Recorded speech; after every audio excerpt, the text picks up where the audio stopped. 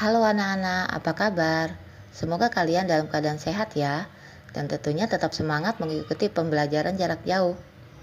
Kali ini kita akan belajar tentang perkembangan gereja di Indonesia bagian kedua, yakni pada masa pemerintah Hindia Belanda sampai dengan pendudukan Jepang di Indonesia. Apakah kalian masih ingat pembelajaran sebelumnya? Yaitu perkembangan gereja di Indonesia, mulai dari masuknya kekristenan sampai dengan masa kekuasaan VOC. Sebelum masuk materi bagian kedua ini, saya sedikit mengulas tentang pembelajaran sebelumnya. Pada abad ke-17, dengan kehadiran VOC, Kristen Protestan mulai berperan penting di Indonesia. Meski tujuan utamanya berdagang, VOC berkewajiban meningkatkan iman Protestan bagi orang-orang di bawah kendali wilayah kekuasaannya. Orang-orang yang dahulu memeluk agama Katolik beralih ke agama Protestan, terutama di Maluku, Manado, dan Batavia. Kantung-kantung baru masyarakat Kristen mulai dibangun, terutama di Indonesia Timur. Flores dan sebagian timur tetap memeluk agama Katolik sebab pengaruh Portugis di sana sedemikian masih kuat.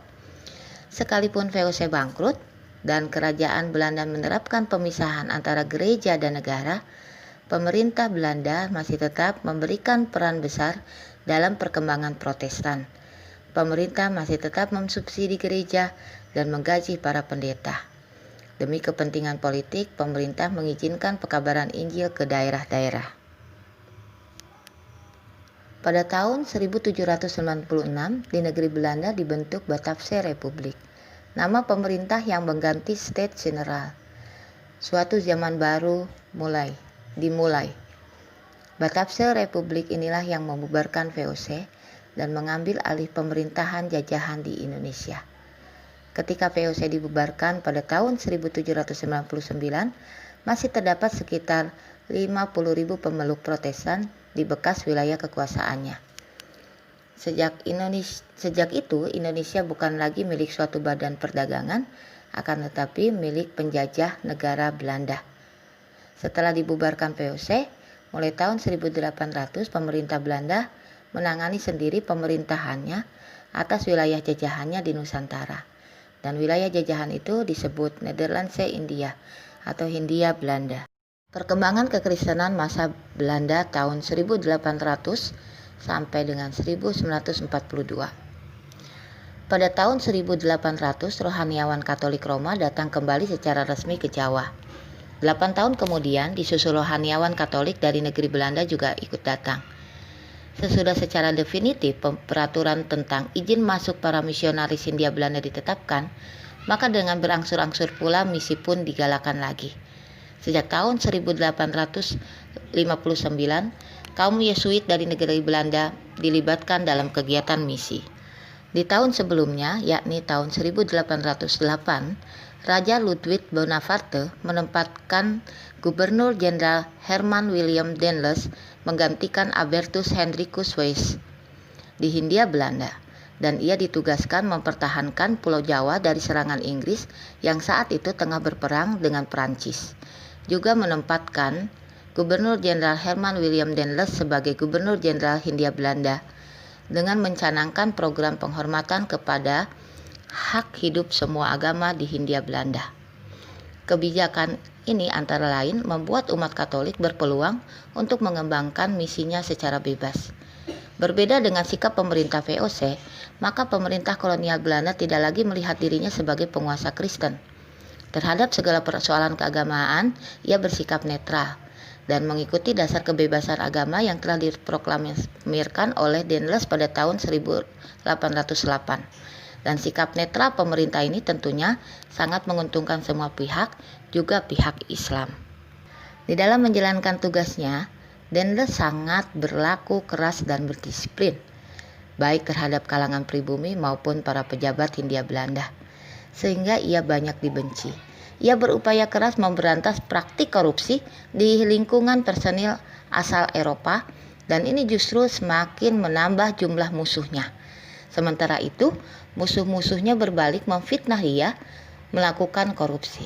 Dan ini dipercayai oleh Raja Belanda, sehingga Daendels kemudian dipanggil pulang dan digantikan oleh Jan Willem Jansen, yaitu tahun 1811. Keputusan Raja Belanda menempatkan Gubernur Jan Willem Jansen di wilayah jajahan Nusantara adalah keputusan yang kurang tepat.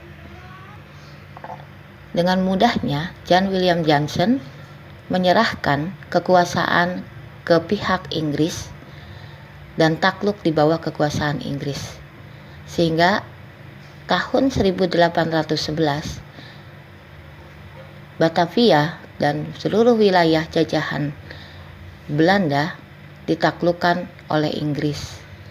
Pemerintahan Inggris di bawah kekuasaan Gubernur Jenderal Sir Thomas Stamford Raffles mengizinkan begitu banyak organisasi misi masuk ke wilayah Indonesia di dalam kebijakannya. Namun demikian, Inggris tidak lama berkuasa. Tahun 1815, Inggris harus menyerahkan Indonesia kembali lagi ke tangan kuasa Belanda atas dasar Perjanjian London. Namun, kendati masa pemerintahan Inggris di bawah pimpinan Raffles di Indonesia sangat singkat, dalam hal keagamaan Raffles begitu banyak catatan sebagai penerus semangat pencerahan di Indonesia. Menurut Wycliffe, Raffles adalah seorang pembaru dan penentang feodalisme sebagaimana Daendels. Sebagai seorang humanis dan semangat pencerahan, Raffles mendorong bahkan ikut memprakarsai upaya memajukan kebudayaan dan peradaban di Indonesia, termasuk melalui pendidikan yang diselenggarakan oleh lembaga-lembaga Kristen. Pada masa kekuasaan Inggris, atas anjuran Raffles, maka kebebasan agama yang baru diperoleh dan itu memungkinkan pekabar-pekabar Injil masuk ke Indonesia. Badan-badan pekabar Injil yang ada di Belanda kemudian mengutus pekabar Injil melalui badan pekabar Injil di Inggris, yaitu London Missionary Society. Setelah orang-orang Inggris mengembalikan Indonesia kembali ke Nederland tahun 1816, Raja William pertama mengatur urusan gereja secara baru. Beberapa kebijakan pemerintah Hindia Belanda. Pertama, pembinaan gereja di Indonesia sejak abad ke-19 dilakukan oleh pihak pemerintah Hindia Belanda dan oleh badan-badan pekabar Injil. Yang kedua, seluruh gereja Protestan di Indonesia dinyatakan menjadi gereja pemerintah. Yang ketiga, sama seperti masa VOC, masa Hindia Belanda juga kegiatan gereja yang keluar dilumpuhkan. Gereja mengalami kerugian dalam hal pekabaran Injil. Dalam melaksanakan tugasnya, pelayan-pelayan gereja itu bertindak sebagai pegawai-pegawai negara. Kelima, pemerintah Hindia Belanda membentuk badan yang disebut Haagse Kommissie untuk mengurus kepentingan gereja. Tugasnya adalah memberi nasihat kepada pemerintah mengenai gereja di Indonesia dan menguji serta menabiskan calon-calon pendeta yang diangkat oleh raja. Setelah itu ditetapkan kesatuan pengurus seluruh gereja Protestan di tanah jajahan pada tahun 1820. Sekalipun ada pemisahan antara pemerintah dan gereja, gereja tetap dikuasai oleh negara sedemikian rupa, sehingga ruang geraknya dibatasi, khususnya dalam hal pekabaran Injil, tentunya tidak bisa melakukan hal-hal yang bertentangan dengan kebijakan pemerintah Hindia Belanda. Sikap pemerintah Hindia Belanda yang tidak memihak kepada gereja membuat gereja harus mandiri, dan gereja dalam hal ini belum siap mengurus dirinya sendiri, khususnya masalah keuangan dan pembiayaan. Sikap pemerintah yang tidak mau memihak membuat mereka tidak mau melakukan pekabaran Injil dan menyerahkan itu sebagai tugas gereja.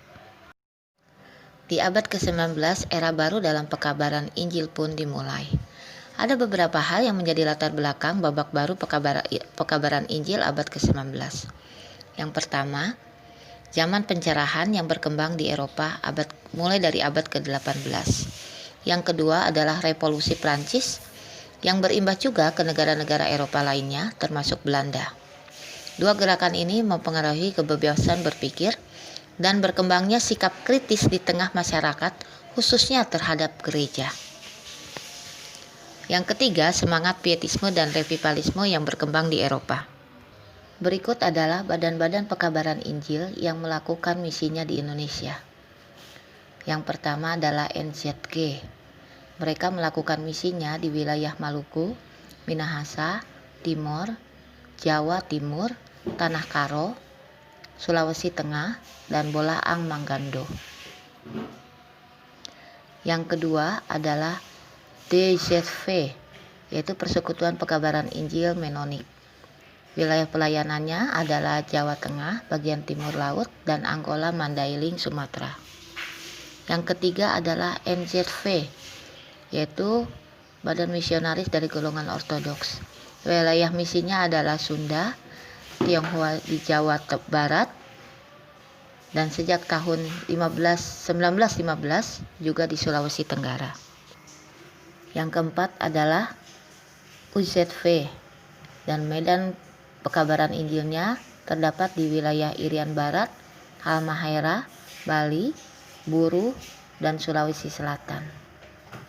Yang kelima adalah NGZV, yaitu Badan Pekabaran Injil di gereja-gereja Gifrom di Belanda, dan wilayah yang diinjili adalah Jawa Tengah dan Sumba. Yang keenam adalah RMG, yang mengandung unsur Lutheran, dan RMG ini menerima tenaga persekutuan dari Jerman. Daerah pekabaran Injilnya adalah Kalimantan, Tapanuli, Nias, Mentawai, dan Enggano. Saya memperkenalkan beberapa pekabar-pekabar Injil yang sempat berkarya di Indonesia. Yang pertama adalah Joseph Camp. Joseph Camp adalah seorang pekabar Injil yang memberikan darah segar kepada tubuh jemaat-jemaat di Maluku yang ditinggalkan dan ditelantarkan sesudah bubarnya VOC di Indonesia pada tahun 1799. Oleh jemaat-jemaat di Maluku, Camp diberi gelar sebagai Rasul Maluku. Ia adalah utusan dari Badan Misionaris NZK. Di sini dia pun membentuk satu kelompok kecil, yaitu orang-orang Saleh Surabaya. Kelompok ini sangat giat dalam pekabaran Injil di wilayah Jawa. Berikutnya adalah Jalesma. Jalesma berhasil membaptis 2000 orang. Ia menyelenggarakan sekolah rakyat di samping mendidik sejumlah pemuda menjadi guru sekolah minggu, merangkap guru jemaat. Dan yang ketiga adalah Gan Kui. Gan Kui ini adalah pekabar Injil untuk orang-orang Tionghoa di Batavia dan seluruh Jawa. Ia juga termasuk pendiri jemaat GKI Perniagaan loh. Berikutnya adalah Kiai Sadrak. Dari namanya seakan-akan ia adalah seorang muslim. Ya, memang benar. Ia dilahirkan di daerah Demak, Jepara, dan bernama Radin, di lingkungan keluarga Islam Abangan atau Islam Kejawen. Namun demikian, ia mempunyai begitu banyak minat mendalami agama dengan sungguh-sungguh demi untuk mencari dan memperoleh ilmu, istilahnya, yang sejati dan tertinggi. Ia pergi ke pesantren-pesantren untuk pencapaian tujuannya. Dan disitulah Radin Abbas kemudian dibaptis oleh seorang pendeta dari Indische Kerk dan menerima nama baptisan yaitu Sadrak, yang diambil dari nama yang mengacu kepada kitab Daniel. Mungkin ini salah satu bentuk protes juga Sadrak terhadap kolonialisme Belanda. Sebagaimana Daniel juga melakukan bentuk protes kepada Nebukadnezar di dalam kitab Daniel.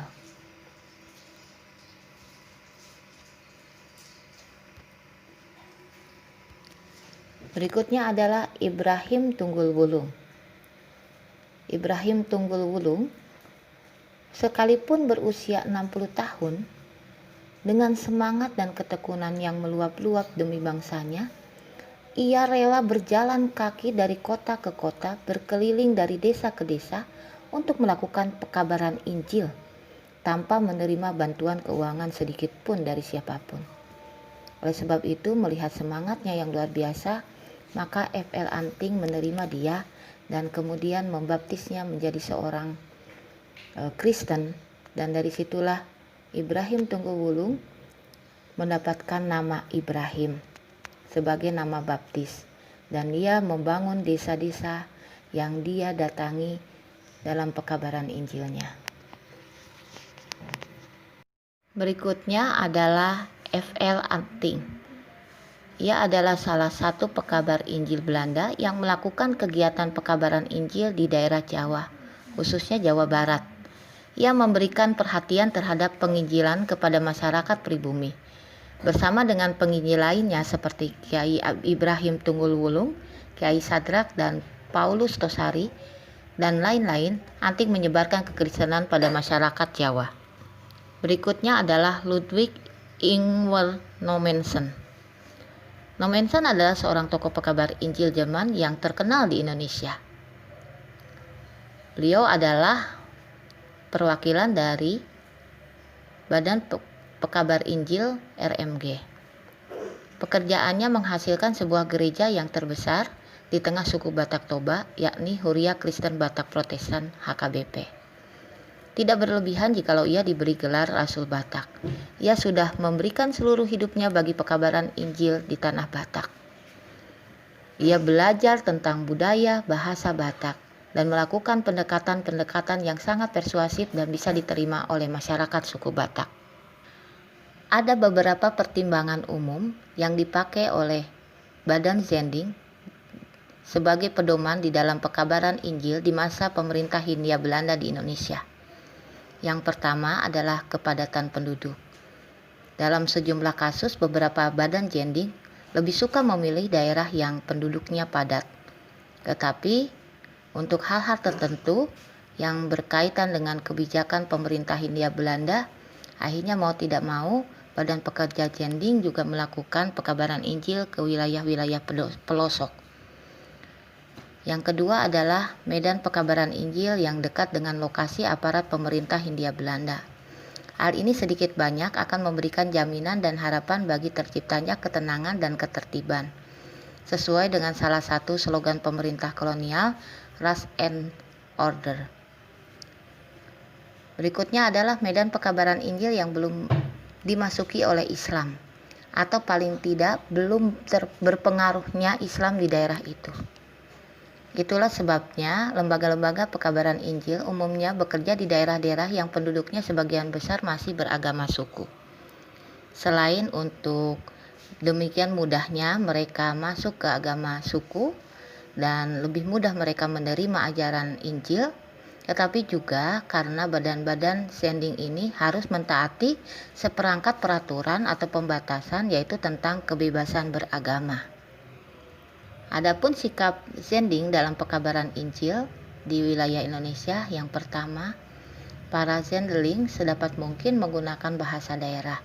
Selain bahasa Melayu, mereka menggunakan bahasa Melayu yang sederhana. Alkitab mulai diterjemahkan dengan kebutuhan daerah yang diduduki oleh pekabar Injil. Kemudian yang kedua, bahasa khotbah disesuaikan dengan daya tangkap para pendengar dan isinya diupayakan agar sampai pada pemikiran maupun hati mereka. Semua ini merupakan ciri pedagogis yang kuat dalam semangat pietisme. Namun demikian, yang memimpin ibadah masih tetap adalah para Zendeling di pusat resortnya atau para guru sekolah jemaat di tempat lain. Belum memberikan kesempatan kepada tenaga pribumi untuk memimpin. Para Zendeling menolak agama dan budaya suku. Sekalipun nanti ada perkembangan berikutnya di mana mereka mulai toleran dan mulai membuka diri terhadap budaya suku, tetapi sebelumnya mereka memandang budaya suku sebagai penyembahan iblis atau berhala dan dipandang rendah, dan mereka ingin melepaskan orang-orang itu dari tata cara adat istiadat dan budaya lama mereka. Kondisi gereja masa penjajahan Jepang. Kolonialisme Jepang berdampak buruk luar biasa bagi seluruh rakyat Indonesia, termasuk umat Kristen dan Katolik. Gereja pada masa penjajahan Jepang begitu suram dan tidak berkembang karena para misionaris diinternir sehingga misi mandek. Namun di sisi lain, gereja menunjukkan jati diri sebagai umat Allah yang penuh vitalitas meski para misionaris tidak bisa menyertai. Jepang mengakui agama-agama kalau menguntungkan. Agama Kristen dianggap musuh karena dekat dengan kolonialisme Belanda. Pekabaran Injil pada masa penjajahan Jepang. Selama masa pendudukan Jepang, misi gereja memang mengalami krisis berat. Para misionaris Eropa yang sebagian besar orang Belanda ditahan dan diinternir di semua wilayah kecuali pantai selatan Papua. Di seluruh Nusantara hanya 2 uskup kulit putih yang tidak ditahan, yakni Wilkens di Jakarta. Jepang segan karena posisinya sebagai wakil tahta suci yang memiliki hubungan diplomatik dengan Jepang. Kemudian Leven di Ende yang dibela oleh tim klerus dari Jepang. Kebanyakan sekolah Katolik dibekukan karena dianggap meracuni anak-anak dengan pendidikan barat. Namun, karya misi di bidang sosial dan medis, umpamanya karya para suster di tempat penampungan lepra di Singkawang, Kalbar, lembaga tunarungu di Wonosobo, dan di berbagai tempat perawatan dibiarkan. Berikut adalah orang-orang Kristen yang berkontribusi di masa penjajahan Jepang. Kontribusi orang Kristen pada masa penjajahan Jepang sangatlah besar, di antaranya dalam proses perumusan dasar negara dan Undang-Undang Dasar. Orang-orang Kristen yang berperan dalam penyusunan Undang-Undang Dasar 1945 adalah Dr. Ratulangi, Mr. Latuharhari, Mr. Yap Chwin Bin, kemudian menjadi Kristen, Mr. A.A. Maramis. Yohanes Latuharhari yang setelah Indonesia merdeka menjadi gubernur Maluku. Selain itu adalah Amir Saripudin Harahap yang kemudian hari menjabat 2 kali sebagai Perdana Menteri. Ia juga pendiri dari Partai Kristen Nasional PKN, kelak menjadi Parkindo. Ada beberapa hal yang bisa kita petik dalam pekabaran Injil di masa Hindia Belanda maupun masa penjajahan Jepang. Yang pertama, pekabaran Injil atau kekristenan di Indonesia berkait erat dengan kebijakan pemerintah, dalam hal ini pemerintah Hindia Belanda dan Jepang. Yang kedua, munculnya periode baru di abad ke-19 yang mempengaruhi perkembangan gereja di Indonesia khususnya dan dunia pada umumnya. Yang ketiga, terjadi perubahan pendekatan dalam pekabaran Injil dari zaman ke zaman. Yang keempat, bersamaan dengan melepasnya keberpihakan pemerintah terhadap gereja, menimbulkan kemandirian gereja baik dalam hal dana, teologi, maupun sumber daya manusia. Demikian pembelajaran untuk pertemuan hari ini. Terima kasih, Tuhan Yesus memberkati.